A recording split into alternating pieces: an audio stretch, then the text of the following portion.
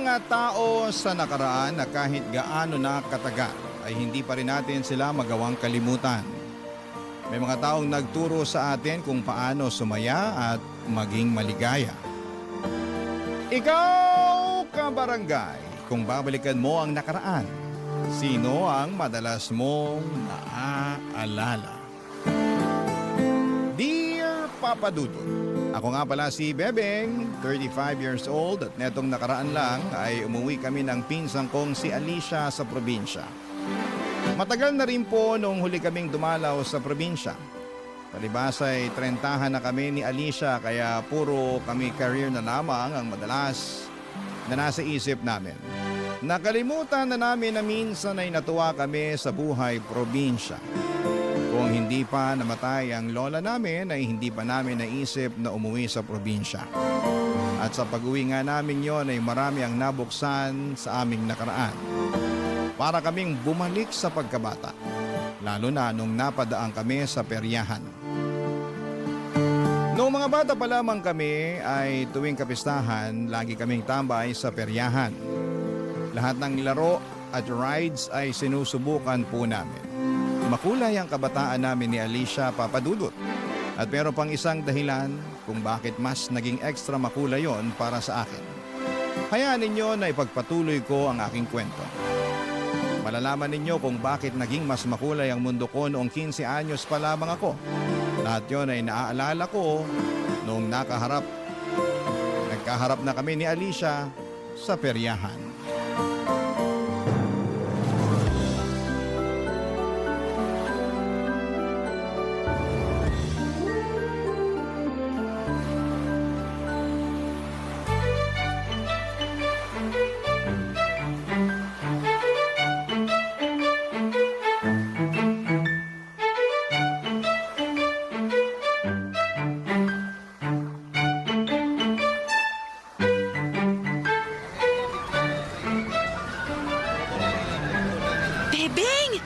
Buti na lang at dumaan tayo rito sa peryahan. Ay, nakahinga rin kahit papano sa burol ni Lola. Oo nga. Kapagod yung mga hingi ng biskwit at kape. Utos sila ng utos na ipagtimpla sila ng kape at abutan ng biskwit. Ano bang akala nila sa burol ni Lola? Coffee shop? Hayaan mo na. Nasanay lang din siguro ang mga yun na pinagsisilbihan sila ni Lola kapag dumadalaw sa bahay. Alam mo naman si Lola, masyadong mabait. Eh di magpatimpla sila kay Lola ng kape. Gisingin nila sa kabaong. Huwag sa atin ano. Ikaw talaga. Lagot ka kapag narinig ka ng kaluluwa ni Lola. Sige ka. Uy, Bebeng!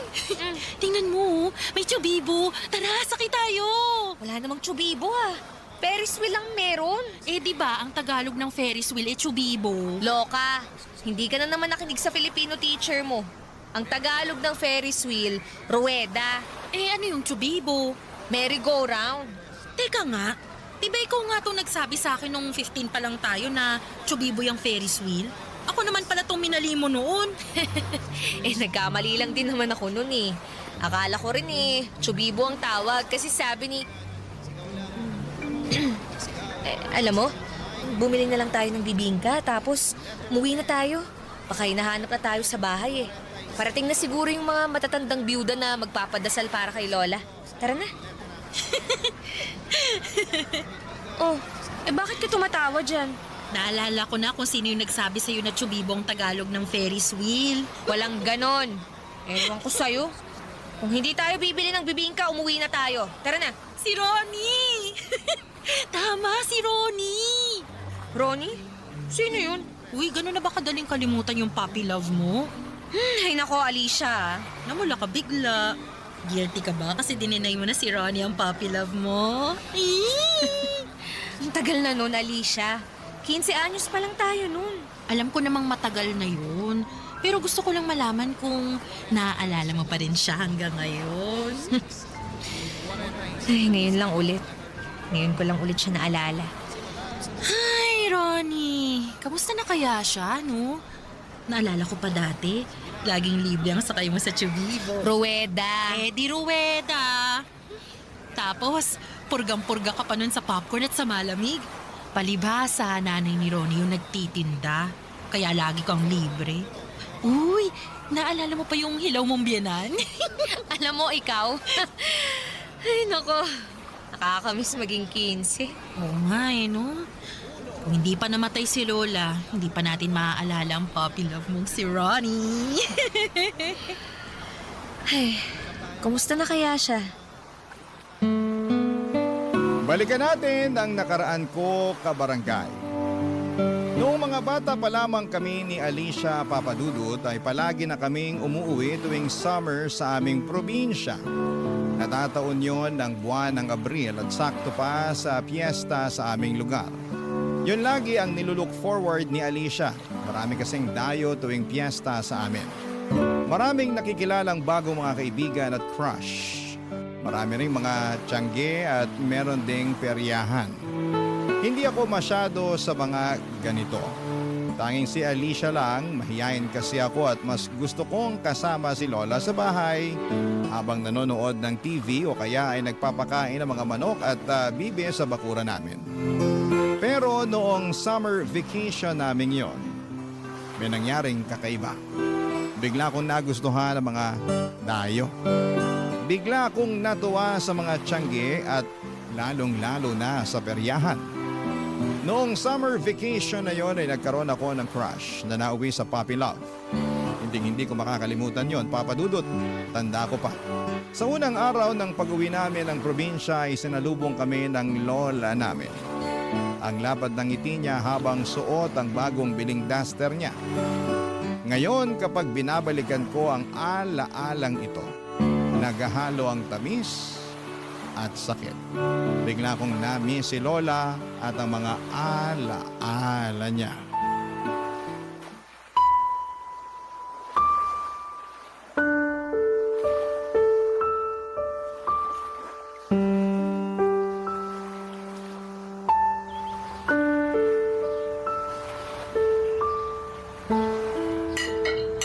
Kumain pa kayo ng marami, ha? Niluto ko lahat yan para sa inyong magpinsan. Ang sarap po ng mga niluto niyo, Lola. Mukhang tataba na naman ako nito. Uy, huwag ka masyadong magpakabusog, bebe nga. Oh, bakit naman hindi siya magpapakabusog, Alicia? Kasi Lola, marami pa kaming titikmang pagkain sa peryahan mamaya. Mamayang gabi pa naman magbubukas ang perya. Pero aagahan po namin pumunta ron ni Bebing. Kasi nakatambay na po ron mamaya yung mga kaibigan namin eh.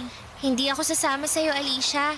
Dito lang ako sa bahay. Sasamahan ko si Lola. Uy, di ba napag-usapan na natin kanina na pupunta tayo sa peryahan? Nagbago na kasi isip ko eh. Tutulungan ko na lang si Lola na magluto ng bilo-bilo mamaya.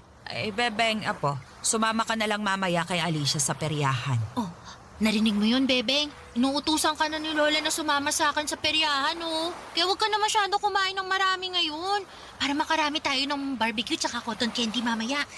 Pero Lola, ayoko pong pumunta sa peryahan. Dito na lang po ako.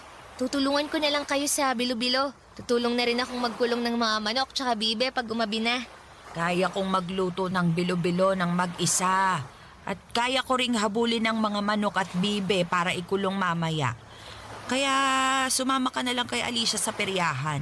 Sayang naman ang bakasyon mo kung puro gawaing bahay lang ang atupagin mo. Ayoko po kasi sa peryahan eh. Ang daming tao. Nagsisiksikan pa. Ang ingay din, lalo na yung mga tugtog sa bingguhan. Pero masaya. Kung kaya lang ng tuhod ko, baka sumama pa ako sa inyo. Naku, huwag ka nang sumama, Lola.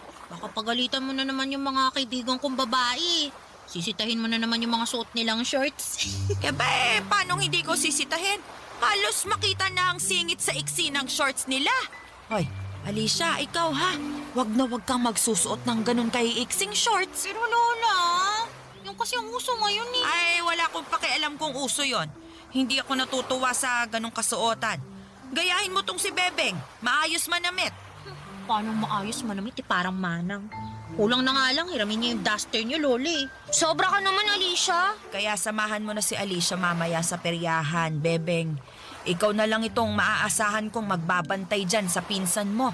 Baka bumili pa yan sa tiyanggi ng may iksing shorts. Isumbong mo sa akin. Opo, Lola.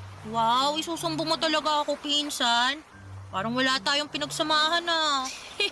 Ano ba talagang gusto mo? Di ba sabi mo, sumama ako sa'yo sa peryahan? Ito na sasama na ako sa'yo mamaya. Pero babantayan kita kasi yun ang utos ng maganda nating lola. Alam mo, sip-sip ka. Hindi ka iba-bless ni Lord sa ganyang ugali, ah. Uy, magsuot ka ng duster mamaya. Pahiramin ba kita? Lola, mas maganda ata kung tutulungan ka na lang ni Bebeng na gumawa ng bilo-bilo. Sama mo na rin siya sa prayer meeting niyo. Sasama siya sa'yo sa peryahan. Hayaan mong mag-enjoy din si Bebeng. Hindi ako mag-i-enjoy sa peryahan, Lola. Pupunta lang ako para bantayan si Alicia. Tapos, uuwi na rin kami. Huwag ka magsalita ng patapos. Mamaya, ikaw pa mas mag-enjoy kaysa sa akin. Baka may makilala ka sa peryahan. Ay, tama! Maraming puging dayo mamaya, Lola. Naku, magkakaroon na ng crush si Bebeng sa wakas. Alicia! Alicia, tumigil ka na. Namumula na ang mukha ni Bebeng, oh. Sige ka, baka talunin pa niya ang sundalo sa higpit ng pagbabantay sa'yo. Halos hindi nawala ang pagkapula ng mukha ko dahil sa panunukso ni Alicia sa akin. Ayaw ko kasing tinutokso ako sa mga crush na yan. Sabi ko nga sa inyo ay mahiyain ako at hindi masyadong nakikisalamuha sa mga tao. Si Alicia nga lang ang madalas kong nakakasama. Siya lang din ang tinuturing kong kaibigan. Lagi akong sinasabihan ni Lola noon na lumabas-labas ako ng bahay para makipaglaro at sumamang gumala sa mga bata sa aming probinsya pero ayaw ko talaga. Para akong matanda na gusto na lamang laging nasa bahay. Naglilinis o nanonood lang ng TV. Sabi nga ni Alicia, para na raw akong manang. Mas gusto ko pa nga raw magpakain ng mga manok kesa mag-enjoy sa plaza. Kaya naman para mapagbigyan siya at mapatunayan na hindi ako manang, sumama ako ng sapilitan sa kanya sa peryahan. At hindi ko inakala na magbabago ang buhay ko sa unang tungtong ko sa peryahan namin sa plaza. Hindi ko po inakala na sa peryahan ko makikilala ang puppy love ko. Barangay Love Stories. Barangay Love Stories. Pagkatapos naming malanghalian, tinulungan namin si Lola sa pagpapakain sa mga manok at bibe. Namiss ko yon. Kung pwede lang mag-cancel sa plano namin ni Alicia na pumunta sa peryahan para mas makasama ko ang mga manok at bibe ay ginawa ko na sana.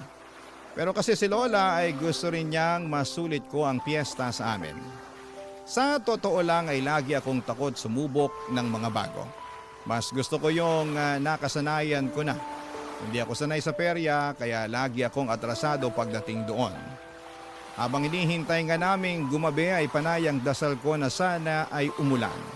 Para hindi na kami matuloy pa sa perya papadudot. Kaya lang imposible yan noon dahil tag-araw at maganda ang kalangitan. Walang pagbabadya ng ulan kaya nung dumilim na, gumayak na kaming magpinsan para pumunta na sa perya. Sumabay kami sa mga dalagang kapitbahay namin.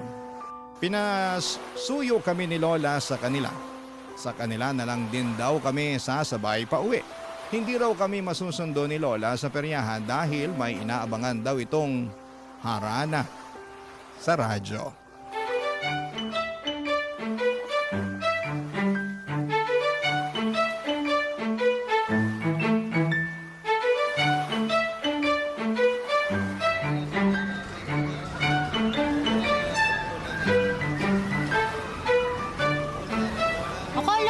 Babantayan at susundan mo ko. Diba yun ang sabi mo kay Lola kaya ka sumama rito sa peryahan? Bigla akong tinamit magbantay eh. Ang likot-likot mo masyado. Hindi ako makahabol sa'yo. Ang dami pa namang tao. Ay nako, dalian mo na lang maglaro para makauwi na tayo. Gusto ko samahan si Lola na makinig ng harana sa radyo. Oh talaga? Mga trip mo pang matanda na. 15 anyos ka ba talaga o 65 years old na parang si Lola? Ang ganda kayang makinig ng harana sa AM. Para ako nasa panahon ni Jose Rizal. Hindi mo kasi ma-appreciate yun kasi lagalag ka masyado. Ewan ko sa'yo. Sige na, magpaparami na lang ako ng panalo.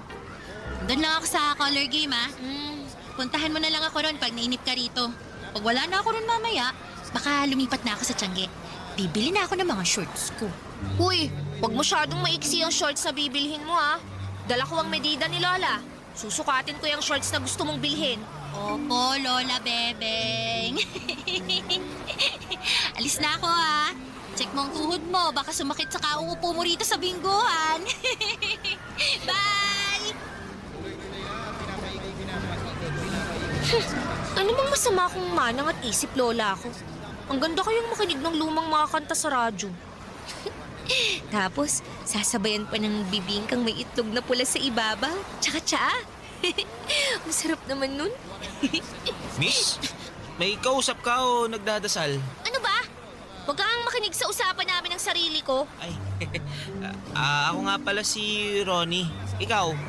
Ayokong magpakilala. Kung hindi ka magpapakilala, susubong kita sa announcer ng bingguan dito. Bawal kaya umupo rito kung hindi naman maglalaro. Kala mo naman, kaya mo akong isumbong. Bakit? Close ka ba sa announcer? Medyo. Tatay ko siya eh. Okay. Huwag mo na ako isumbong. Baka mamaya, i-announce pa niya na tumatambay lang ako rito eh. Kakahiya kaya yun. Mukhang mahihain ka pa naman. Mag-isa ka lang ba? Kasama ko yung pinsan ko. Oh, bakit hindi ka sumama sa kanya? Asan ba siya? Andun daw sa color game. Pinsan ko naman yung nagpapalaro dun. Lahat ba nang nandito sa peryahan kamag-anak mo? Medyo. Ito na kasi yung kabuhayan ng pamilya namin eh.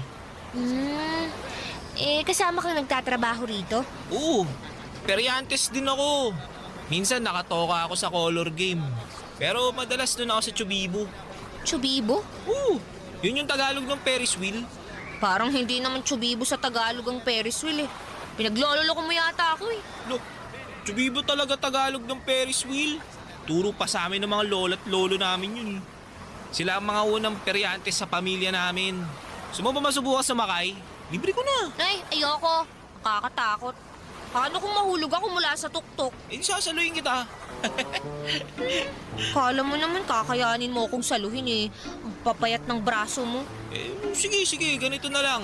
Hindi nga kita masasalo kung mahuhulog ka, pero sisiguraduhin ko naman na ligtas ka pag nasa tuktok ka na. At paano mo naman yan mapapatunayan? Di sasamahan kita sumakay sa Chubibo.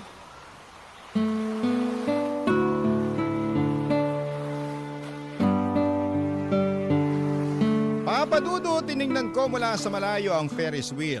Kahit sa malayo ay rinig ko ang sigawan ng mga taong nakasakay doon. Sigawan na hindi naman takot pero nag-i-enjoy. Kaso'y kabado pa rin ako. Hindi naman ako sanay sa ganon. Saka may mga napapanood ako sa balita na mga nadisgrasya dahil sa pagsakay sa Ferris wheel. Kaya lang nang mapatingin ako kay Ron, ewan ko ba kung bakit bigla na lamang akong umoo. Hinawakan niya ang kamay ko papunta sa Ferris wheel. Sabay kaming sumakay. Kabado ako noon, lalo na noong umikot na paitaas ang Ferris wheel. Nakapikit lamang ako pero sabi ni Ronnie ay kailangan kong imulat ang mga mata ko. Dahil sinasayang ko ang pagkakataon na nasa area ko at nakikita ang mga ilaw sa ibaba ng peryahan. Tama nga siya, Papa Dudut. Pagmulat ko ay kitang-kita ko ang ganda ng peryahan mula sa itaas. Nakangiti ako kahit halos umikot na ang sikmura ko kada ikot ng Ferris wheel. Nakadalawang beses kaming nagpaikot sa Ferris wheel. Yun na rin ang chance ako para makilala si Ronnie. Kaedad ko lamang siya, nagkwento na rin ako sa kanya tungkol sa sarili ko. At hindi ko maiwasang mapangiti at mamula sa tuwing nakatitig siya sa akin. Kabado rin talaga, hindi lang dahil sa ikot ng Ferris wheel, kundi sa pakiramdam na nagkaka-crush na ako. Yun ang unang beses na nagkagusto ako. Mula noong nakilala ko si Ronnie, palagi na akong nasa peryahan, Papa Dudut.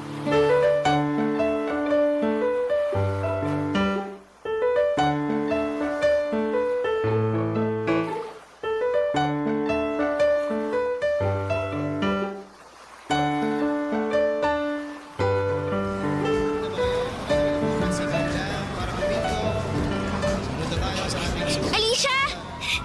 Alicia! Tingnan mo!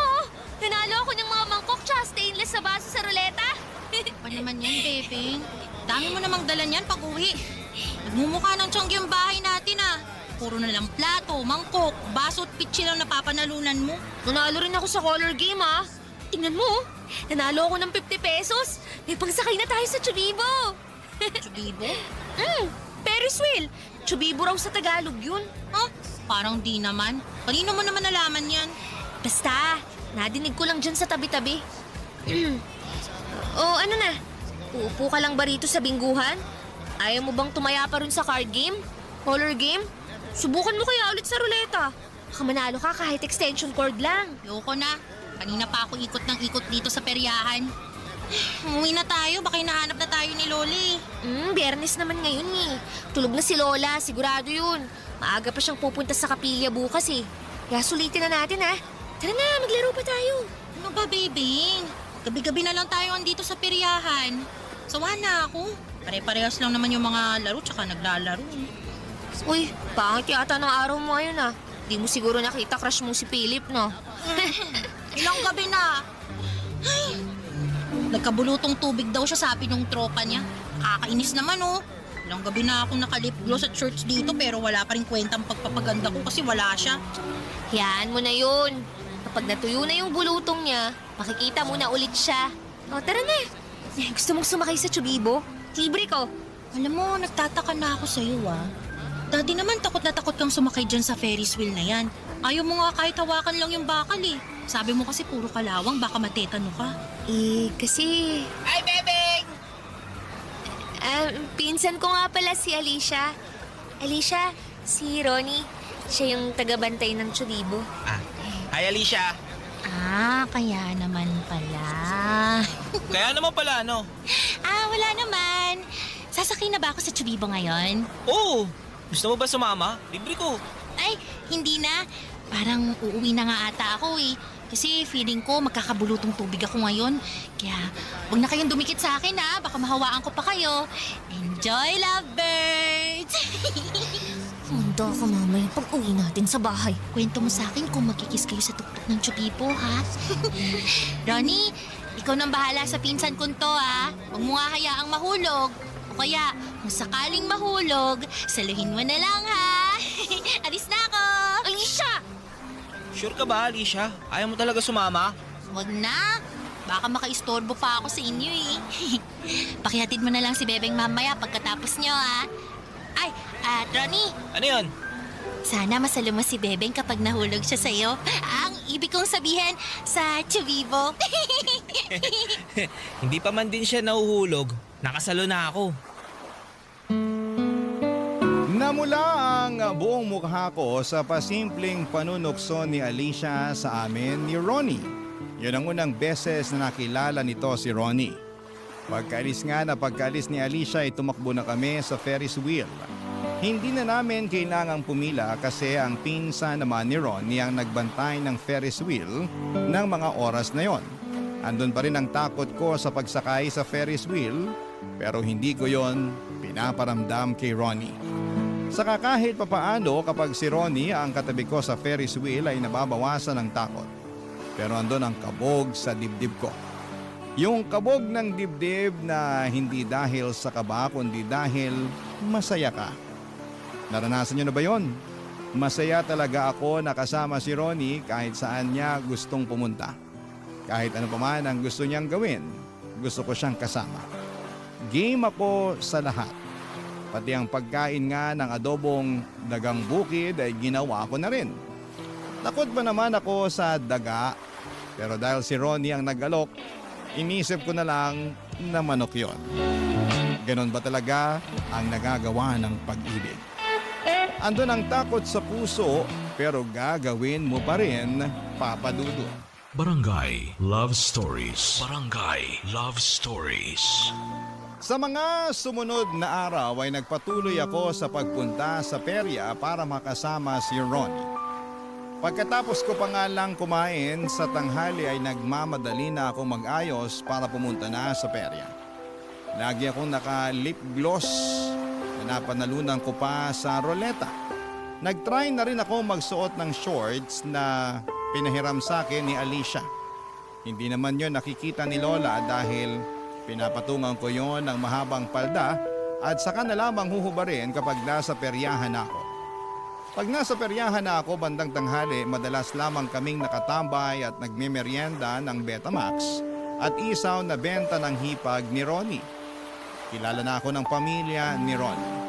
Nakakasama ko na nga silang magmeryenda tuwing hapon bago magsimula ang pagbubukas ng peryahan. At habang nakasara ang perya ay sinusulit naman namin yon ni Ronnie para makapag-date. Madalas ay doon kami sa Ferris wheel. Pinapayagan kaming sumakay doon pero hindi iikot. Andun lang kami madalas sa tuktok habang tinatanaw mula sa itaas ang buong peryahan. Tanaw din namin ang kabukiran. Napakasaya ng moment na yon, Papa Dudut. Parang wala na akong hahanapin pa.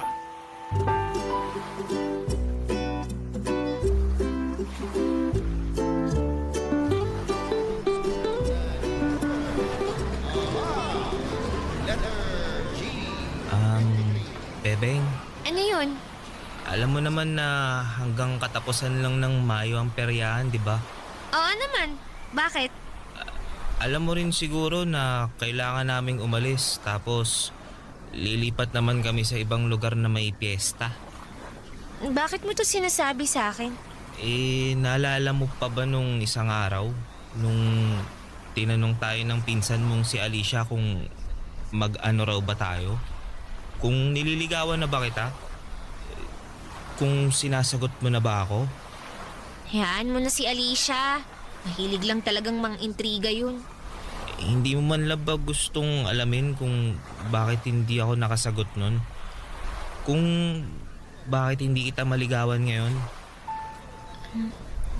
Hindi ko alam ang isasagot sa tanong mo. Di ako na lang ang magsasabi sa'yo para wala nang gulatan. Mahirap ang buhay peryantes, Bebeng. Alipat-lipat kami. Kung saan may piyesta, doon kami nakatira. Tapos, aalis na naman kapag may nagimbita sa amin. Walang permanente sa buhay namin bilang mga peryantes. Bakit mo ba sinasabi yan? Para hindi ka na masaktan kung sakali man na balang araw. Hindi na kami makabalik dito sa lugar nyo. Kapag ibang peryahan naman ang maimbitahan dito sa susunod na taon, hindi na kami yun. Pwede naman tayong mag-textan na lang eh. Sabi mo naman, makakabili ka na ng cellphone sa katapusan, di ba? Yun na nga. Hindi na matutuloy yung pagbili ko ng cellphone kasi hiniram ni tatay yung ipon ko eh. Malaki kasi yung nalugi dun sa bingguhan tsaka sa color game nung Sabado. Kaya yung ipon ko muna yung ginamit para pandagdag sa puhunan. Ganun ba? Sigurado namang makakabili ka pa rin ng cellphone kahit mumurahin lang, di ba? Ayaw lang kitang paasahin, Bebeng. Kasi wala talagang kasiguruhan to eh. Baka magkalabuan lang din tayo kapag hindi na tayo nakakapag-usap o kaya nakakapagkita. Bakit kasi ganyan agad ang iniisip mo? Bakit ayaw mong subukan munang sumugal? Para saan pat nagtatrabaho ka sa peryahan eh. Puro sugal dito. Natatakot lang ako. Natatakot? Baka nakakalimutan mo, Ronnie. Sa ating dalawa, ako lagi yung takot. Pero anong ginawa ko? Hinarap ko yung takot ko. Kumain ako ng adobong palaka. Sumakay ako ng Ferris wheel. Hindi ako nagsisi na ginawa ko yun.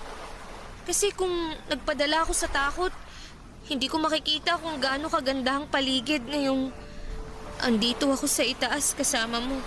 Hindi kasi ganun kasimple, Bebeng. Simple lang naman talaga to. Nagiging komplikado lang. Kasi lagi kang takot.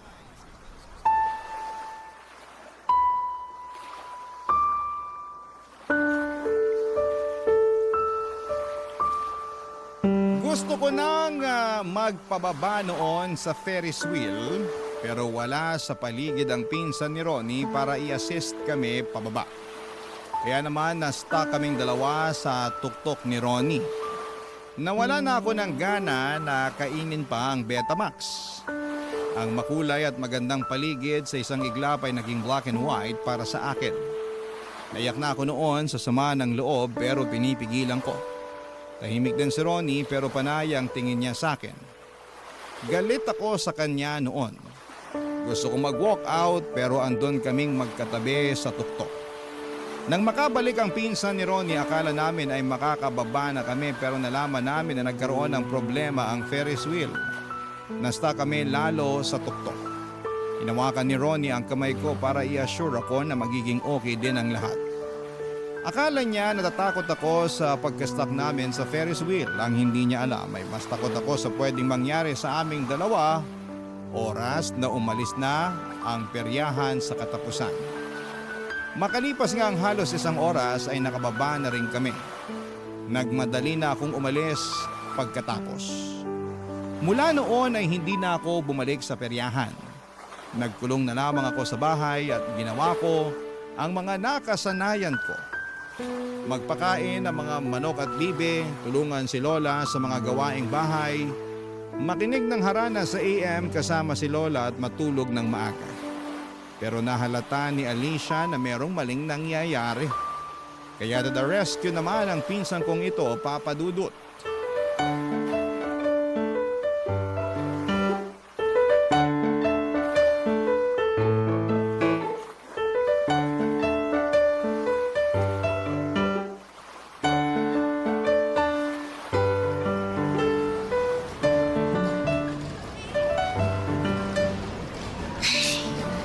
Hindi ko siguro to nakwento sa'yo. Pero alam mo ba, nung 12 years old tayo, may dumayo rito na peryahan. Iba kina Ronnie. May nakilala ako na tagabot ng premyo sa bingguhan. Ayun, naging crush ko siya. Crush din daw niya ako, tapos niligawan niya ako.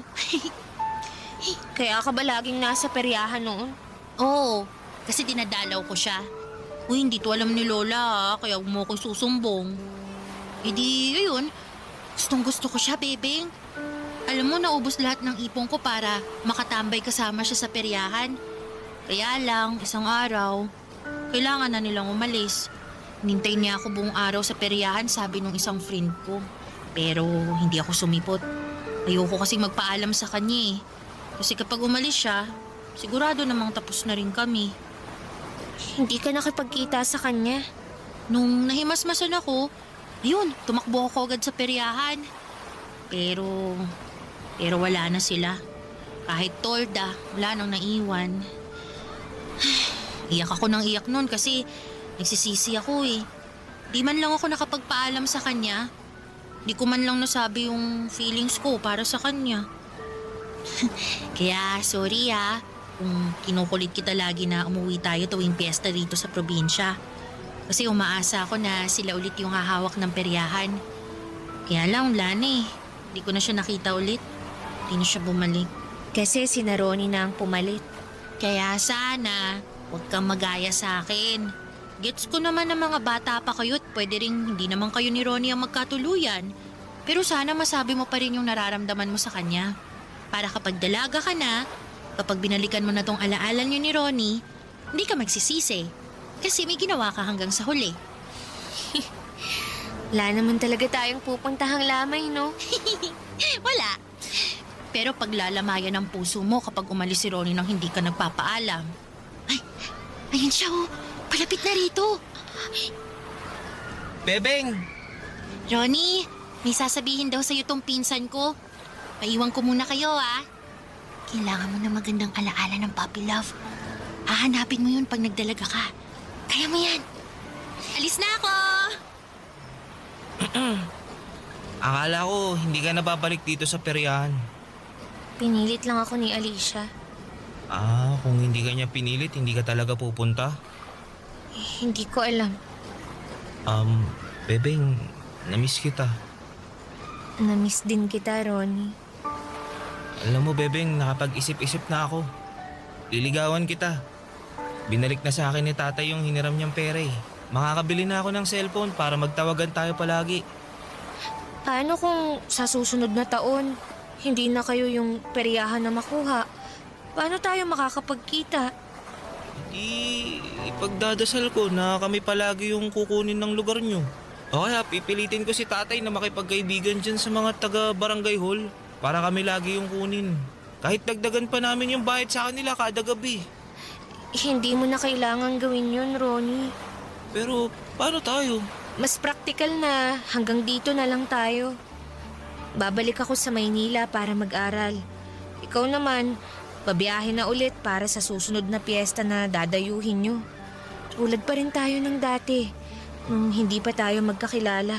Pero gusto kita, Bebeng. Gusto ko tayo. Gusto ko rin naman. Kaya lang bata pa tayo. Tsaka naisip ko, komplikado yung sitwasyon natin. Baka palagi lang tayong mag-away. Masira pa yung trabaho mo, tapos yung pag-aaral ko. Tapos mauwi lang tayo sa wala. Sayang naman kung ganun. Gusto kong maging masaya ang kwento natin, kahit hindi na matutuloy. Ano na lang gagawin natin? Aalis na kami mamaya. Sulitin natin tong araw na magkasama. Kakain tayo ng Betamax tsaka isaw. Dagdagan natin ng bibingka para panghimagas. Libre ko. Tsaka sasakay tayo ng Chubibo. Wow. Tinanggap mo ng Chubibo ang Tagalog ng Ferris wheel ah. Sabi mo Kaya maniniwala ako. Kaya lang, may nakausap akong teacher dito eh.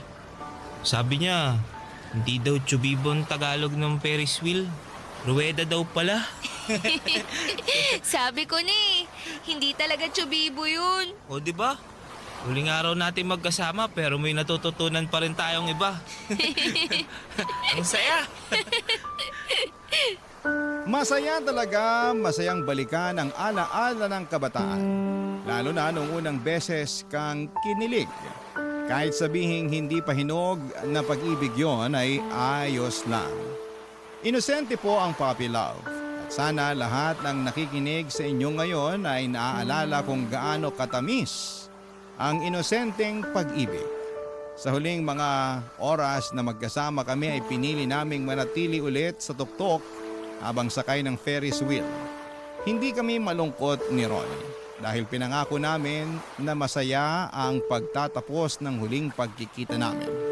Nagkwentuhan kami tungkol sa mga pangarap namin, sa mga sikreto at sinabi namin sa isa't isa ang mga bagay na hindi namin magawang sabihin sa iba.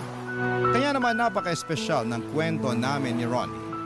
Bago kami ibaba mula sa Ferris wheel ay hinalikan ako ni Ronnie sa pisngi.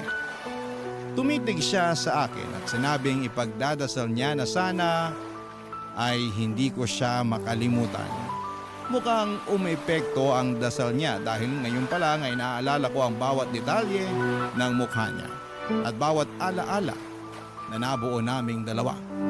Kumusta na kaya siya? Sana ayos lamang siya. At ako naman ang magdadasal. Sana ay maalala niya ako. Kahit sino pa ang kasama niya at kahit saan pa sila dalhin ng peryahan nila. Maraming salamat po sa pagbasa ng aking kwento. Ang inyong kapuso at kabarangay forever, Bebeng. Nakakaantig naman talaga ang ating kwento. Ikaw ba, kabarangay? Nakarelate ka ba sa story natin ngayon? Kwentuhan naman tayo dito sa comment section. Ang mga kwento ng pag-ibig, kwento ng buhay at kwento ng pag-asa dito sa Barangay Love Stories.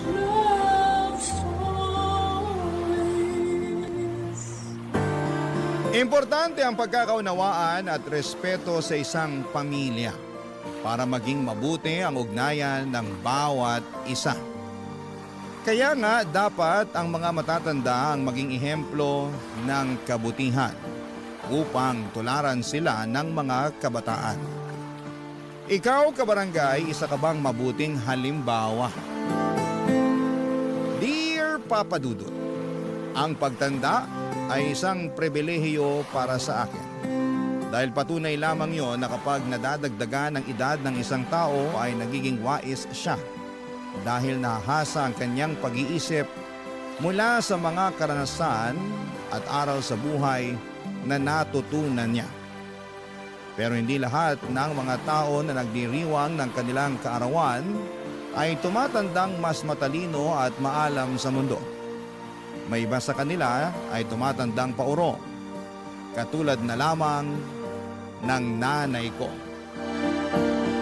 Bago ko ikwento ang buhay ko ay gusto ko muna magpasalamat sakaling mapili po ninyong basahin sa programa ninyong Barangay Love Stories ang sulat ko. Tawagin niyo na lamang po ako sa pangalang Amilet. 29 years old at taga-Taguig at nagtatrabaho bilang call center agent. Napasulat ako sa inyong istasyon upang humingi ng payo at kaunting lakas ng loob para gawin ang bagay na malalaman ninyo sa dulo ng aking sulat. Pero bago yon ay magsisimula ang kwento ko noong taong 2024.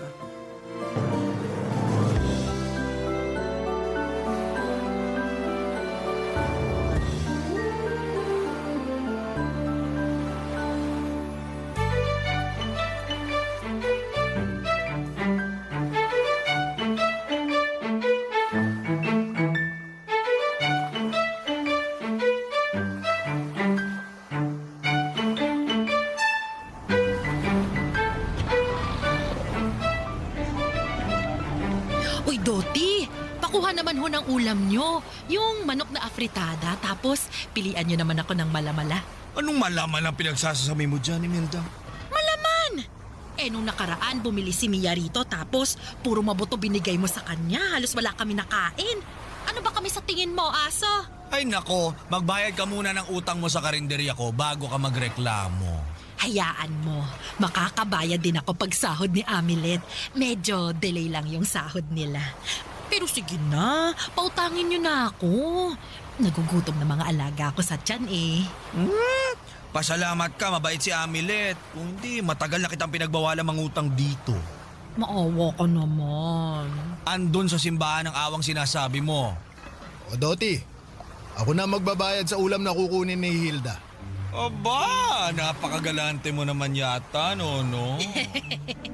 Alam ko kung bakit.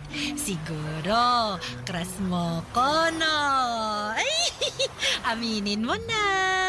Kilala ko yung tinginan mo eh. Napakalagkit. Halata pala ako masyado pero di ko kasi mapigilan eh. Ang sexy mo, Hilda. Tapos, matambok pa yung ano mo. Aba, oo naman.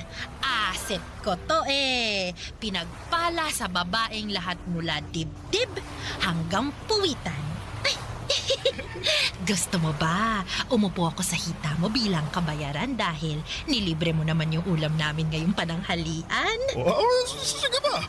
Basta walang magagalit. Ay, wala yan. Alam nyo naman na single mother ang atake ko, di ba? Single mother na maraming lalaki. Ewan ko sa iyo, Doti. Buti pa, yung order ko na ulam ang asikasuhin mo. Hindi yung pakikialam mo pa sa buhay ko. O siya, upo na muna ako sa hita mo nung ha, habang hinihintay ko yung order ko. Sige. Upo ka na. Puto ka naman. Nay, Amilet! tumayo nga kayo dyan.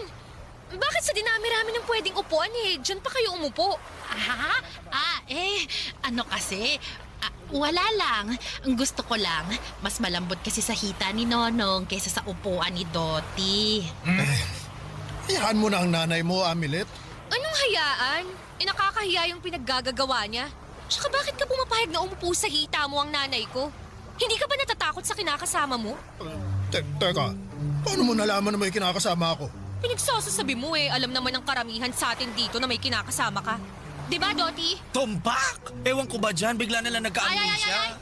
Hindi ko alam na may kinakasama na si Nonong, ha? Kaya absuelto na ako dyan. Anong absuelto pinagsasasabi nyo? Buti pa umuwi na tayo para makapag-usap tayo sa bahay. Ay, nak naman eh! Oh, wag niyo akong linihan ng ganyan ha. Hindi yan uubra sa akin. Iba na talagang panahon ngayon. Nanay ng pasaway. Oh, eto na yung order niyong ulam.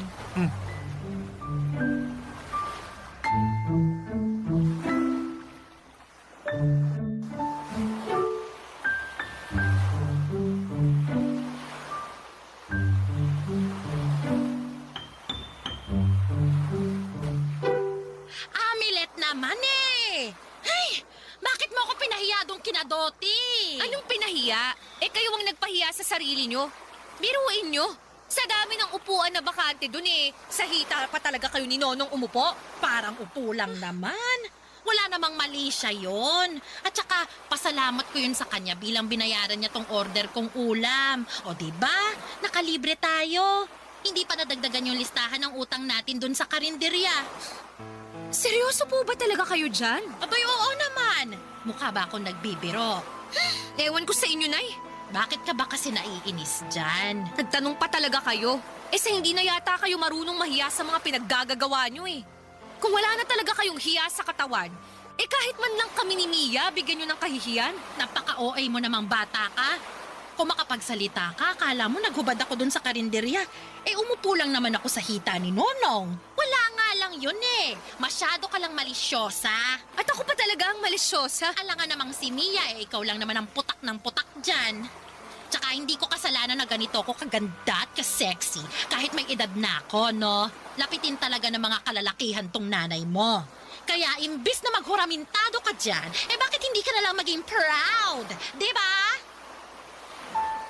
Papadudot masasabi ko na literal na walang hiya ang nanay ko dahil pinangalandakan niya sa buong barangay namin na hindi niya kinakahiyang iba-iba ang ama ng mga anak niya. Bali, 4 pala kaming magkakapatid at pangatlo ako. Kami lang ng bunso kong kapatid na si Mia ang pareho ng tatay, ngunit ang dalawa naming kuya ay magkaiba. Mahirap lang ang buhay namin lalo na noong araw. Street sweeper ang nanay ko at sakto lamang ang kinikita niya. Pero nakaya naman niya kaming buhayin na magkakapatid hanggang sa nagkaroon na ng sariling pamilya ang mga kuya namin. Kaya lang ay wala sa amin ang nakatungtong at nakapagtapos ng kolehiyo dahil nga sa hirap ng buhay.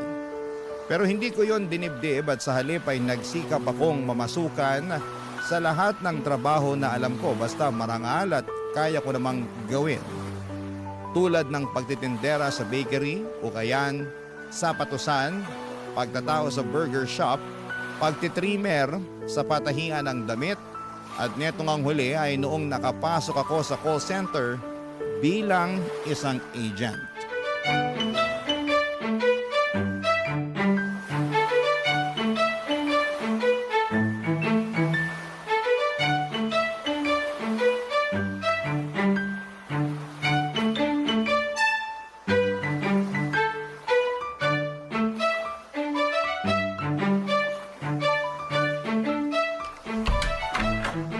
Nandito na po ako. Welcome, ate! Aba, dumating lang ang ate mo, bigla ka yatang naging masaya. Bakit po? Kanina ba? Hindi. Iniiyakan lang naman ako ng magaling mong kapatid na yan kanina kasi ayaw daw niya ng ulam na niluto ko. Nay naman sinabi niyo pa po talaga kay ate. Bakit hindi? Para alam niya na nagmamakto lang kapatid niya pag hindi masarap ang ulam. Hindi naman po sa pagmamaktol, pero tuyo na rin po kasi yung ulam natin kaninang tanghali Wala na po ba kayong maisip na ibang ulam? Nagsusugat na po yung labi ko sa alat ng isda na yan, kakakain ng paulit-ulit Narinig mo, Amilet? Ganyang kaarte ang kapatid mo. Nakuha pa maghanap ng wala sa wala na nga akong perang pambili ng masarap na ulam. Hoy, Mia, kung umasta ka akala mo mayaman tayo hindi naman tayo mayaman. Hindi naman po kumaastang mayaman Saka bakit kapag para sa mga lalaki nyo may pera kayo? Anong sinabi mo? Oo, tama na yung away nyo. Medyo nakakarindi na kasi yung ingay nyo Sorry, ate. Huwag ka na lang sumagot-sagot kay nanay. Nay, buti pa bumili ka ng masarap na ulam kasi sweldo ko naman ito po yung pera. Kunin nyo na po. Ay, buti na lang may sweldo ka na. Teka, Ano po yun? ito na yon? Po? Sabi ko, ito na yon. Sagad na to? Wala ka nang idadagdag? Wala na po Budget ko na lang sa pamasahe yung pera ko rito. Bakit kasi ganito lang kakaunti yung binigay mo? Kulang to! Pasensya na po kasi malaki yung kaltas ko ngayong cut-off Tapos nagkasakit pa ako ng 2 araw kaya di ako nakapasok. Kaka-regular ko pa lang naman dito sa pinapasukan ko, di ba? Anong gagawin ko rito? Parang 2 araw lang tatagal tong bigay mo tapos wala na ulit tayong panggastos. Grabe naman po kayo sa 2 araw. Mukha na mga abot yan ng 1 linggo basta magaling lang kayong mag-budget. Hoy, Para sabihin ko sa'yo, wala na tayo sa panahon ng kopong-kopong kung saan mura ang mga bilihin. Ang mahal-mahal na kaya ng mga paninda ngayon at wala na ring libre. O inyo naman po, Nay. Tatlo lang naman po tayo kumakain eh. Kahit pa ikaw lang mag-isa ang kumain kung araw-araw masarap na ulam ang hanap mo, eh di wala rin. Ubos din ang budget. Di naman po ako naghahanap ng masarap na ulam araw-araw ah. Ayoko lang po ng paulit-ulit. Saka bakit pagdating sa amin tinitipid nyo kami? Pag sa mga lalaki nyo, kung todo libre kayo dyan. Ha? Ano bang pinagsasasabi mo? Akala nyo hindi ko kayo nakikita dyan sa tindahan na panaybili ng soft drink at tinapay sa mga kalalakihan na naglalaro ng basketball? Tuwan-tuwa pa po kayo, palibhasa wala kayong kaalam-alam na inuutulang nila kayo. Tapos pag ako nanghihingi ng pangmerienda, sasabihin nyo wala kayong pera. Totoo ba yun, Nay? Totoo yun, ate. Pera ko naman ang pinanlilibre ko sa kanila. Ano pera nyo? Pera ni ate ginagastos nyo. Minsan na nga lang kayo magtrabaho, lalo kapag inaabutan kayo ni ate ng sweldo. Tapos sasabihin nyo pera nyo. Ay naman! Parang hindi naman po yata tama yung unahin niyo ang ibang tao kaysa sa amin ng mga anak niyo. Inuuna ko naman kayo ah! Tsaka wag ka nga masyado magpapaniwala dyan sa kapatid mo. Gumagawa lang yan ng kwento para siraan ako. Alam nyo, nakakasama na kayo ng loob eh. Naturingang nanay nyo ako pero pinagsasalitaan nyo ako ng ganyan. Buti pa yung ibang tao na iintindihan ang nararamdaman ko pero kayo, hindi! Hinuhusgahan nyo na ako sa kakarampot na pera na inaabot nyo. Akala nyo madaling maging nanay? Kayo kaya pumalit sa posisyon ko para magkaalaman tayo. Papa Dudut, mahal ko naman ang nanay ko pero may mga pagkakataon na hindi ko mapigilang mainis sa mga pinaggagawa niya sa kanyang buhay. At isa na nga doon yung pagiging feeling dalaga niya. At nakakalimutan niyang magpakananay sa amin ng kapatid ko. Bukod doon ay hindi na rin nahiyang nanay ko na pinagchichismisan siya ng mga kapitbahay namin dahil sa pagiging uhaw niya sa mga lalaki. Simula nung bata ko ay iniintindi ko na ang nanay ko, ngunit habang pareho kaming nagkakaedad ay napagtanto ko na wala talaga siyang pinagkatandaan sa buhay. Kumbaga, imbes na pasulong ay naging paurong ang pagtanda niya. At yun ang dahilan kung bakit madalas sumasakit ang ulo ko. Barangay Love Stories. Barangay Love Stories. Papa Dudut, bilang ako na lamang ang matinong naghahanap buhay sa pamilya namin ay nag-isip ako ng paraan para ma-budget ng maayos ang pera na kinikita ko. At hindi ko na ngayon ibinigay kay nanay, kumbaga ako na lamang mismo ang bumibili ng pangangailangan namin sa bahay tulad ng pagkain. Ako na rin ang nagbabayad sa landlord namin ng upa para makasigurado ako na hindi kami nahuhuli sa pagbabayad. Dahil nga sa ginawa kong yon ay nagalit sa akin si nanay. Ang dami niyang sinasabi na mga masasakit na salita tulad ng wala raw akong utang na loob at kwentang anak. Na tinitiis ko raw siya at tinatanggalan ng karapatan bilang nanay sa pamamahay namin. At kung ano-ano pa. Nasaktan ako, Papa Dudut, pero nag-move on agad ako dahil marami akong trabaho. Kaya nga para matigil na siya, sa kakasalita ay inaabutan ko na lamang siya ng sobra sa sweldo ko at yun naman ang ginagamit niya sa panlalalaki niya, Papa Dudut.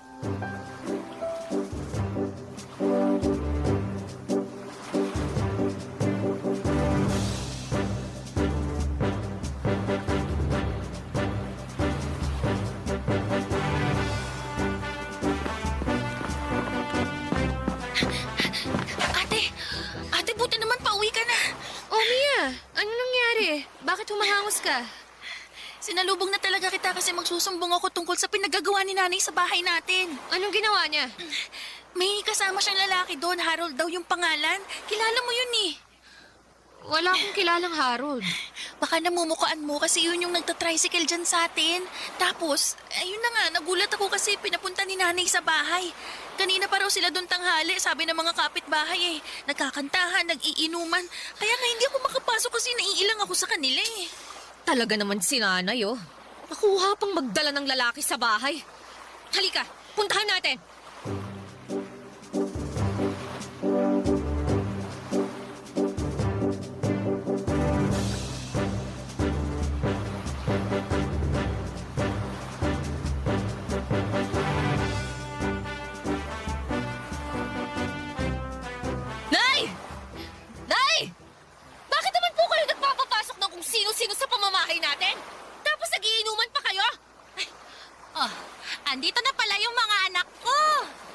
Harold.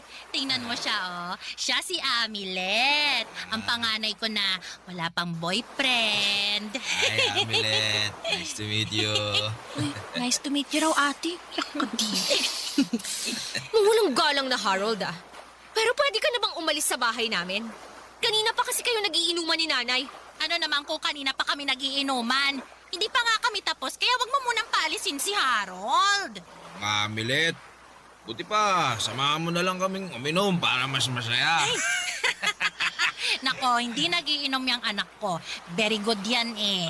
Ganon? Bakit naman malaki naman na tong si Amilet. Di ka na bata para di matutong uminom ng alak. Try mo lang, baka magustuhan mo. Sarap yan, promise. Ha? Sige na, dali, isang lang. Dali, kunin mo na yung baso. Ayoko sabi eh! Bakit mo naman tinabig yung baso? Natapon tuloy yung alak. Grabe ka naman, Nak! Di ka naman bumili niyan, ako naman. Tapos sinayang mo. Anong hindi si ate ang bumili? Pera niya pinambili niyo niyan. Kaya naman pala madaling maubos yung perang binibigay ko sa inyo. Kasi dyan lang napupunta. Ay, ano naman? Binigay mo na yun eh. Ibig sabihin, pera ko na yun. Kaya dapat wala ka ng pakialam kung saan ko gagastusin. Oo nga po. Pero bakit naman sa mga walang kakwenta-kwentang bagay nyo ginagastos? Tapos nakuha nyo pa talagang magsama ng lalaki sa bahay? Hindi na talaga kayo nahiya! Bakit naman ako mahihiya? Pamamahay ko naman to. Mas nakakahiya kung sa labas kami magiinuman ni Harold. Di nakita pa ng buong barangay kung paano ako gumiling-giling sa kanyang harapan. Ang galing niya at ang lambot ng katawan ng nanay mo. Pag gumigilig-gilig ka rin Napakabastos nyo! Anong bastos dan? Hindi nyo na kami nirespeto ni Mia. Tapos pati pamamahay natin, binababoy nyo pa. Sobra ka naman sa binaboy. Totoo naman ang sinasabi ko ah. Hindi nga makapasok si Mia rito kasi naiilang siya sa inyo. Kaya hinintay na lang ako ng kapatid ko dun sa labasan. Tapos paano kami magpapahinga kung nandito pa yung Harold na yan at nagiinuman pa rin kayo?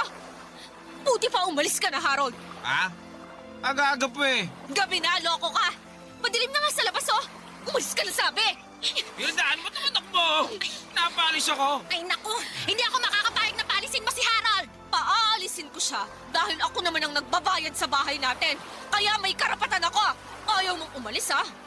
Sige, hihilahin na lang kita palabas. Hindi mo mapapaalis si Harold dahil gusto pa naming mag-inuman.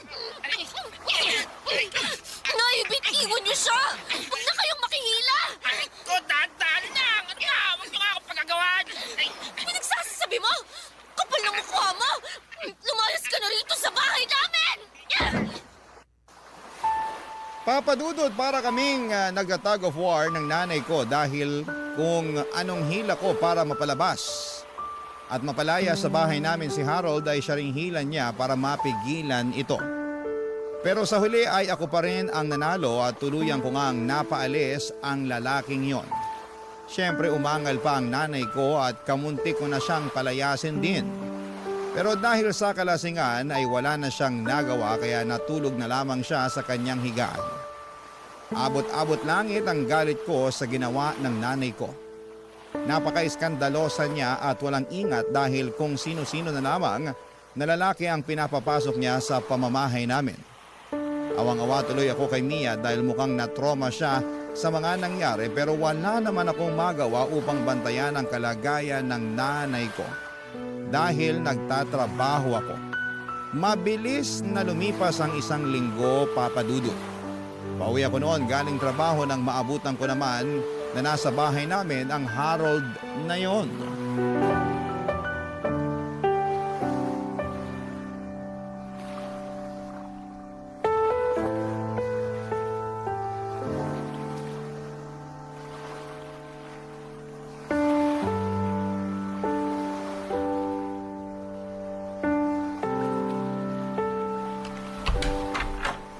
Dito na po ako. O, Nak, andyan ka na pala. Tara. Kain ka na habang mainit-init pa tong sabaw na sinigang na hipon, no? Harold? The one and only. Anong ginagawa mo rito sa bahay namin? At bakit ka nakikikain dyan? Si Harold kaya ang nagluto niyan. Kasi sinabi ko sa kanya na paborito mo yung sinigang na hipon. Kaya nga, umupo ka na para makakain ka na rin. Hindi niyo pa po sinasagot yung tanong ko. kung anong ginagawa ng lalaki na yan sa bahay natin.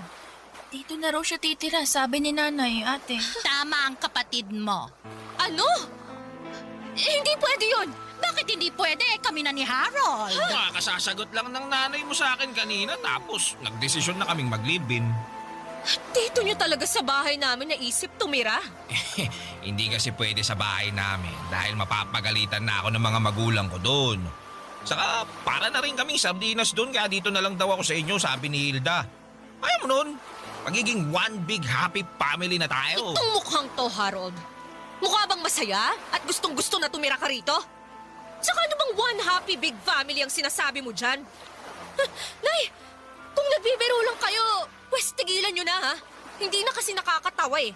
Nakakapikon na. Sino ba nagbibiro rito? Wala naman. Sinabi na nga sa'yo ni Harold na kami na at nagli-live-in na kami, di ba? Pero bakit dito sa bahay natin? Hindi nyo na ba talaga kami naisip ni Mia? Paano na lang yung privacy namin kung magpapatira kayo ng kung sino-sinong lalaki rito? Ang OA mo naman. Di naman kriminal si Harold para pagsalitaan mo ng ganyan ah. Kaya nga, kahit naman ganito ako, simpleng tao, pero mabuti ang kalooban ko, no? Para lang sa kaalaman mo, ha, Amilet? Nagmamahalan kami ng nanay mo at handa akong patunayan yun sa kanya. Hindi ko hinihingi ang opinion mo. At dahil ako ang nagbabayad ng renta sa bahay na to, ako pa rin ang masusunod kung papayagan kitang tumira rito o hindi. At ayoko na nandito ka. Sobra ka naman, Amilet. Hindi kita tinuruan maging swapang at maramot ah. At ako pa talaga ang suwapang at maramot? Ay, sino pa nga ba? Ang ayos-ayos ng usapan natin dito kanina. Pinakakain ka namin kasi alam naming pagod ka sa pagtatrabaho. Tapos magagalit ka na lang dyan basta-basta at paalisin mo si Harold. Hindi nyo talaga maintindihan yung punto ko, no? Ikaw ang hindi nakakaintindi. Kasi tingin mo kay Harold ay kriminal. Ang bait-bait nga nitong boyfriend ko. Oh. Wala naman siyang gagawin sa inyo ni Mia. Tama nanay mo. Kaya wag mo naman akong husgahan kaagad. Basta, hindi pa rin ako komportable na nandirito ka sa bahay namin. Hindi ko na problema yon. Tsaka, di porket ikaw ang nagbabayad ng renta sa bahay natin ikaw na masusunod. Ako pa rin ang nanay sa ating dalawa ha, kaya wala kang karapatan na suwayin ako. Tingnan mo, wala kang reklamo yung kapatid mo, tapos ikaw marami kang sinasabi dyan. Hindi naman po kasi ako mananalo sa inyo, Nay. Buti alam mo! Ewan ko sa inyo, Nay. Ang tanda-tanda nyo na, pero kung umasta pa rin kayo, para pa rin dalaga. Baka nakakalimutan nyo na 5 na kaming mga anak nyo. Tapos plano nyo pa yata kaming dagdagan. Iyon kung maanakan pa ako ni Harold. Sabihin mo lang kung gusto mo na. Diba? Tumahimik nga kayo. Pareho kayong bastos at di na nahiya. Hindi naman kami nakahubad Paano kami naging bastos? Baka masyado lang conservative yung anak mo, baby love ko. Siguro wala pa siyang boyfriend Ay, sinabi mo pa. Astang Maria Clara, palasagot lang naman sa nanay. Ay, ewan ko ba naman sa mga kabataan ngayon. Buti pa, kumain na lang tayo. Pabayaan na natin yung ayaw kumain dyan. Di naman tayong magugutom, siya naman.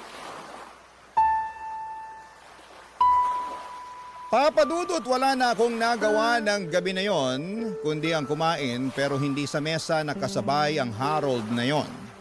Napagod na lang din ako makipagtalo sa nanay ko, lalo at galing ako sa trabaho.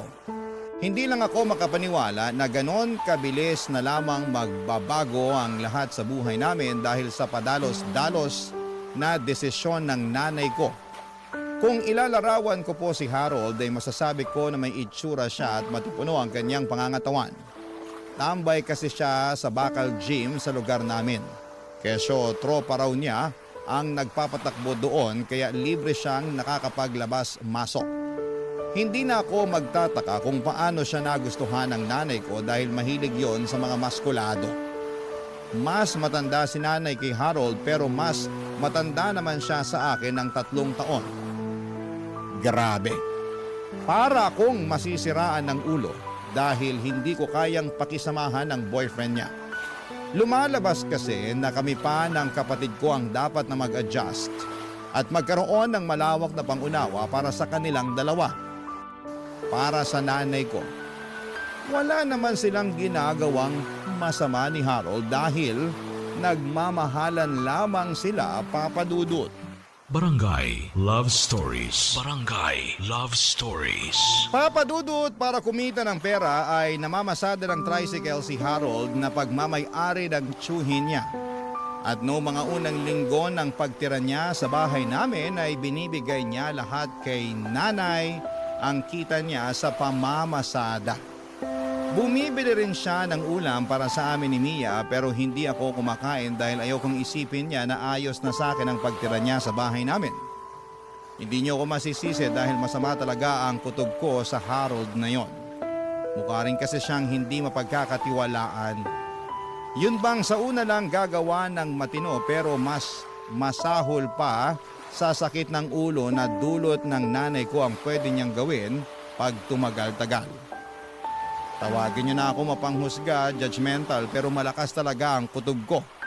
At madalas tama ang mga hinala ko, papadudot. Patunay yon noong mahuli ko si Harold na kumekerengkeng sa ibang babae sa mismong tricycle niya noong napadaan ako sa terminal nila isang araw.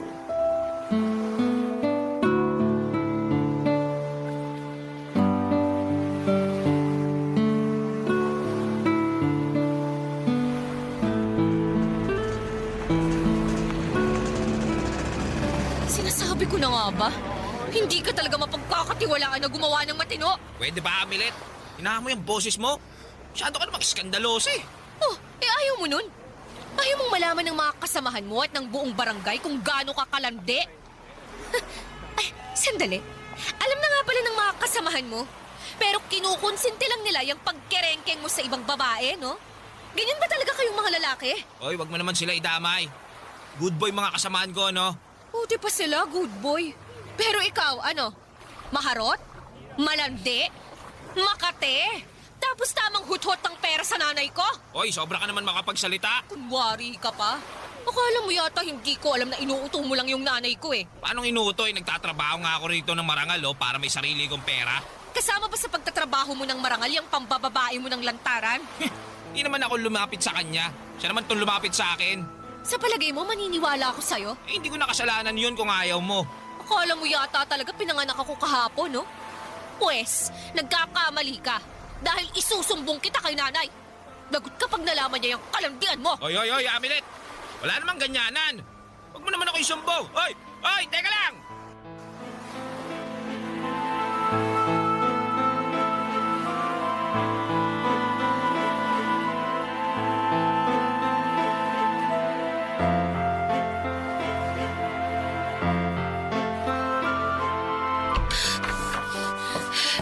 Nay, pwede ba tayong mag-usap? Ha? Tungkol saan? Tungkol sa damukol niyong boyfriend. Anak, may pangalan yung tao. Kung hindi mo siya kayang tawagin sa pangalan niya, wag mo naman tawagin sa kung ano-ano.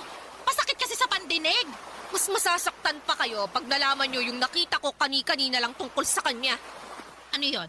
Nahuli ko lang naman siya na may nilalanding babae. Doon pa talaga sa mismong tricycle na pinapasada niya. Nahuli ko sila kanina pagdaan ko doon sa terminal. Ay, totoo ba yan? Totoo po. Baka nagsisinungaling ka, ha? Baka sinisilaan mo lang sa akin si Harold. Naku, magagalit ako sa'yo. At bakit ko naman po gagawin yun kung siya na ang sumira ng sarili niya sa inyo? Naninigurado lang ako. Tsaka, alam ko naman na medyo habulin ng mga babae si Harold kasi gwapings yung boyfriend ko yon. Pero may tiwala ako sa kanya. Alam ko na hindi niya magagawa yung sinasabi mo. At mas naniniwala pa kayo sa lalaking yun kaysa sa akin na anak nyo? Oo naman. Si Harold ang kasama ko palagi kaysa sa inyo ng kapatid mo. Minsan nga, siya lang ang nakakaintindi sa akin. At marami na rin siyang napatunayan. Siya lang din ang sumeryoso at nagmahal sa akin kaya malaki ang pasasalamat ko na dumating siya sa buhay ko. Alam ko na ayaw mo kay Harold para sa akin kasi nga tingin mo sa nanay mo matanda na at feeling dalaga pa. Pero sana maintindihan mo na nangangailangan din ako ng lalaki na magmamahal sa akin ng totoo. Hindi pa ba kami sapat ng mga kapatid ko? Sapat na, pero iba pa rin kasi kapag meron akong makakasama sa buhay na hindi ako iiwan hanggang pagtanda. Yun bang katuwang ganon? Ay, darating ang araw, magkakaroon kayo ng pamilya. Kagaya ng mga kuya nyo. Tapos, bubukod kayo at may iwan na akong mag-isa. Pag nangyari yun, paano na ako? Magiging kawawa na ako niyan, di ba? Kaya pala bata pa lang kami kung sino-sino ng lalaki ang hinahanapan nyo ng pagmamahal. Pero wala naman kayong nakikitang seryoso sa inyo. Akala ko natuto na kayo kaya titigilan nyo na at magfo-focus na lang kayo sa pagpapakananay sa amin. Baka nakakalimutan nyo, Nay. Bata pa si Mia. Kailangan niya pa ng gabay nyo bilang magulang. Pero katulad ng dati, inuuna nyo na naman ang sarili nyo. Alam nyo, Nay, bahala na kayo sa buhay nyo. Basta pinagsabihan ko na kayo tungkol sa Harold na yan. Wala rin siyang pinagkaiba sa mga tatay namin. Pare-pareho lang silang manloloko. Papa Dudut, sobrang dismayado ako sa nanay ko nang kampihan niya ang damuhong Harold na yon kesa sa akin na sarili niyang anak. Ano na lang pala ako sa pamamahay namin? Isang kontrabida? Kaya nga hindi na rin ako nakapagpigil na mapagsalitaan siya ng hindi maganda. Sa uli, hindi pa rin pinaalis ng nanay ko si Harold sa bahay kaya hinayaan ko na lamang siya na lokohin nito. Total, yun naman ang gusto niya kasi bulag na bulag siya sa pagmamahal dito. Hindi nagtagal ay unti-unti nang dumalang ang pamamasada ni Harold kesyo binawi na raw ng tiyuhin niyang tricycle dahil may paggagamitan daw ito. At imbes na maghanap ng ibang mapagkakakitaan ay naging certified tambay at palamunin si Harold sa pamamahay namin. Si nanay na ang bumubuhay sa kanya kaya kung todo trabaho siya samantalang naiiwan lang sa bahay si Harold para humilata at mag-cellphone at manood ng TV. Sobrang tamad din niya up to the point na si Mia pa ang inuutusan niyang magsaing at maghugas ng pinggan kahit na kadarating pa lamang ng kapatid ko at pagod pa galing sa eskwelahan. Grabe sa kakapalan ng mukha itong si Harold. Masasabi ko na ibang level. Pero isang gabi ay may sinabi sa akin si Mia tungkol kay Harold, bagay na pinag-alala ko ng husto, Papa Dudut.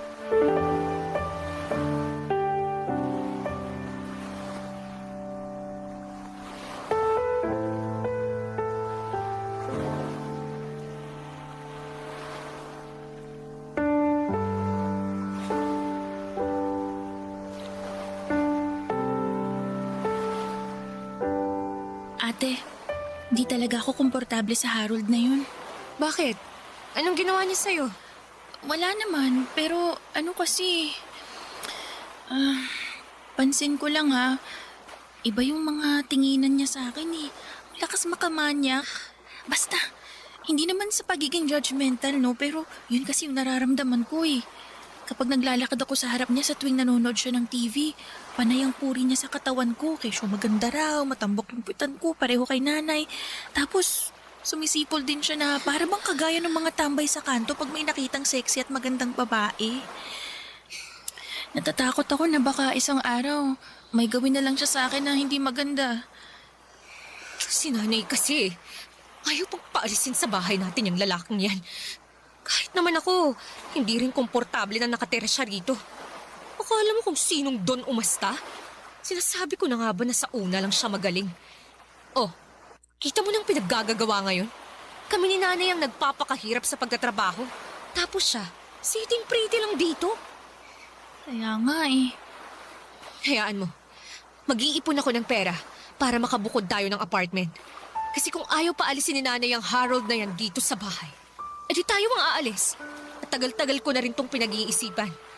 Pero sa ngayon, tiis-tiis lang muna, ha? Sige ate.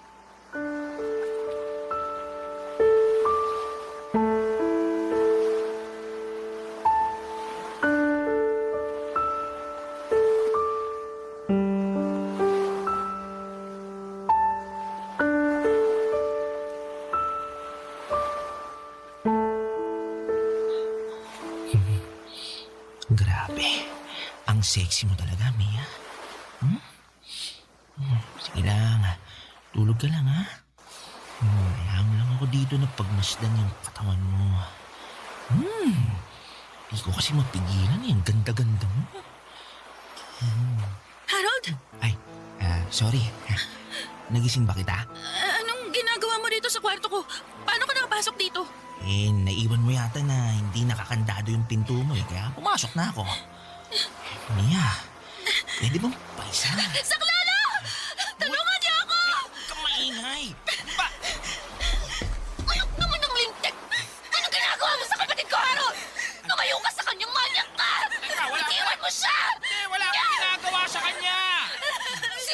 Sinungaling ka ba? Eh, kitang-kita ko na nakapatong ka sa kanya! Iyayos ka lang ba? Ano nga sa'yo ng lalaking yan, ha? Bigla na lang siyang pumasok sa kwarto natin. Tapos may plano siyang gawin sa akin na masama. Ay, hindi ah. Oh, ganon, ha? Makakatikim ka na talaga sa akin, Harold! Ah! Ano bang nangyayari rito, ha? Bakit kayo nagsisigawan? Yung lalaki kasi na yan eh! Planong gawa ng masama si Mia! Pumasok na nga rito sa kwarto ng kapatid ko! Hoy, hindi totoo yan ha. Pagawa lang ng kwento yung mga anak mo, Hilda. Ginawa mo ba talaga kaming sinungaling? Eh bakit ka nga ba kasi nandito sa kwarto ni Mia, Harold? Wala, may kinuha lang ako. Masyado lang kayong malisyosa. Hindi totoo yan. Ano kinuha mo? Eh, nagising ako, nakapatong ka na sa akin. O, kita mo na? Napakamanyak ka! Hoy, mag-ingat ka sa sinasabi mong yan, ha? Dahil mabigat-bigat na ako sa sonyan, Amilet! Seryoso ba talaga kayo dyan, Nay? Sa bagay, mas kinakampihan niyo pa ang lalaking yan kaysa sa anak niyo na kamuntik na niyang gawa ng masama! Wala namang nangyari kay Mia! Ano walang nangyari? Naabutan ko na nga sila kanina na ginagawa niya ng masama ang kapatid ko! Hayop ka, Harold! Napakabastos mo! Pinatira ka nga namin sa bahay, pero gagawan mo pa kami ng masama! Di ba? Umalis ka na rito ngayon, Ken! Lumayas ka na! O teka, ba't mo naman ako paalisin? Dahil gusto ko! Umalis ka na bago pa ako tumawag ng barangay! Hindi! Hindi aalis si Harold dito! Aalis siya? O ipapakalagkad ko siya sa mga tanod! Sige! Paalisan niyo na po siya, Nay. Ayoko na po siya kasama dito sa bahay natin. Kung ayaw mong umalis, sige! Ayos lang! Ipapadampot na lang kita at ipapakulong! Eh, teka. Huwag mong gagawin yan. Eh bakit hindi? Eh ginawan mo nga ng masama ang kapatid ko! Akala mo yata mapapalagpas ko yun, no? Pues, dyan ka nagkakamali!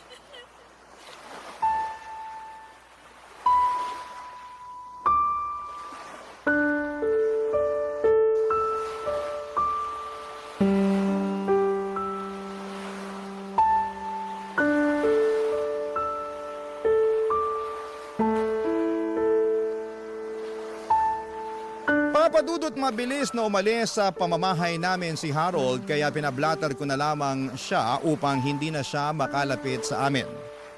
At tinakot ko rin ang nanay ko na kapag nakipagkita pa siya sa lalaking yon o pinapasok niya pa sa pamamahay namin ay pati siya ay ipapakulong ko na rin. Tawagin niyo na akong maldita pero gagawin ko ang lahat para maprotektahan ang kapatid ko laban sa masasamang tao. Simula noon ay hindi na nagpakita si Harold sa amin kaya natahimik na ang buhay namin. Feeling ko ay natauhan naman si nanay na hindi nga mabuting tao ang lalaking pinatuloy niya sa bahay namin. Kaya humingi siya ng paumanhin sa amin ni Mia at nangako na magpapakatino na. Pero nagkamali ako dahil makalipas ang 2 buwan ay meron na namang panibagong lalaki na sinasama ang nanay ko sa bahay namin. At bagaman hindi niya yon itinira doon ay dismayado ako sa kanya. Dahil hindi pa rin pala siya nagbabago. Papadudot kung umasta pa rin siya ay akala mo ay teenager na pinagkakaitang makipagrelasyon. Ngayon ay gusto na naming umalis ng kapatid ko. Pero nagmamakaawa siya na huwag namin siyang iwanan. Kaya lang papadudot ay sobra na po kaming nai-stress. Kaya ano kaya ang mabuti at nararapat naming gawin? Sana po ay mapayuhan ako ng mga kabarangay natin na naka-tune in sa inyong programa. Hanggang dito na lamang po ang sulat ko at maraming salamat. Sakaling mapili po ninyong i-ere ang aking kwento sa inyong istasyon. God bless and more power, Papa Dudo.